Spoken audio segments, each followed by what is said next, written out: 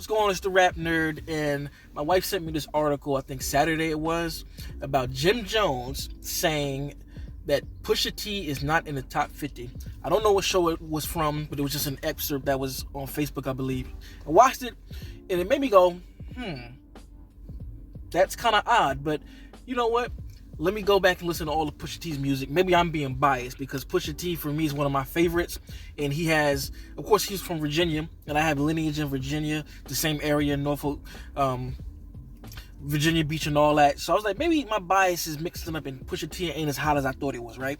So I spent the whole weekend listening to all of his studio albums, the ones that he released as the albums that you could purchase, back and from My Name Is My Name, all the way to the album he dropped last year, It's Almost Dry.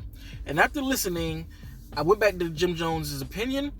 And first off, I'm never mad at anybody having an opinion. I feel like opinions are just like, everybody has one. I forgot who said it. It was like an asshole. Everybody has one, right? But there's a fine line that you walk when your opinion turns into you bugging and you wailing out. And like I said, after listening to all of Push's music and thinking about it, Jim Jones is wailing the fuck out.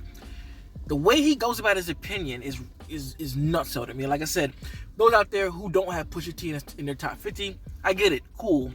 But when you start saying nutso shit like what Jim Jones is saying, come on, fam. This man said he would put Big Sean over Pusha T as in the 50 greatest MCs of all time. Like, are you like?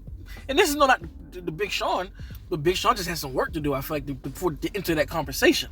Because that's part of, to me, what the greatest 50 is it's skill and what you've contributed. And Big Sean has some work to do.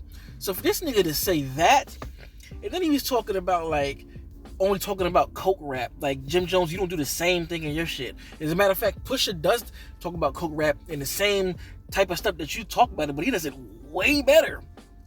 Way more complex, sounds better, sharper, flow is better, word usage is better, rhyme patterns are better, everything is better. So for Jim Jones to say, like, all he talk about is coke rap, it's like the pot calling the kettle black. Like, what? So that's one aspect of it. And then he goes, how does Push belong in the top 50? And I'm sitting here thinking, like, are we really just gonna play this forgetful game and act like the clips run from 01 to whenever it was doesn't exist? How they had everybody trying to wear Bape stuff, how they had everyone wearing the red monkeys. Like, are we gonna forget that? And even if you take that out, you want to say, like, oh, but Push was in the group, so it doesn't matter. Push to the side. Are we gonna forget that over the past 10 years, Push has dropped 4 classics, all of which are debatably the best album of that year when he dropped? Are we gonna forget that? Yes, all 4 are debatably the best albums of that year that they dropped. And if you say it to somebody, no one will refute you. Like, are we really just gonna forget about all that? Are we gonna forget about when Clips ended and Malice gave up the mic and Push kept himself afloat off of doing freestyles and music videos back when the internet was booming? Are we gonna forget about that? We really gonna forget about that? Jim Jones is bugging. Like to be so comedic about it is crazy to me, bro. Like, this nigga's wilding out, laughing and smiling. I'm like, I took that personal. Not seriously, I didn't take it personal, but you know, the Jordan meme, I took that personal. I took it personal, Jim. What are you talking about? Jim, you don't even have a best album, period. Like, none of your albums scratch the surface of best anything. I don't care, and I'm a Jim fan. That's the crazy part about it. Jim just started getting good at rap. He wasn't good with Dipset. He was like, couldn't even find the beat. Like, you just now got great, and now you trying to come for Push. Come on, fam. No, put some respect on Push name. I know Push, he ain't gonna say that about it because he know what it is. You know, I'm above that, but no, Jim, no. Like, what? You can't sit here and lie to me and look at a guy who's released, like I said, 4 of the best albums in the past decade, arguably having the best of that year, that he don't deserve a spot in the 50 greatest rappers. Are you kidding me? That alone puts him there.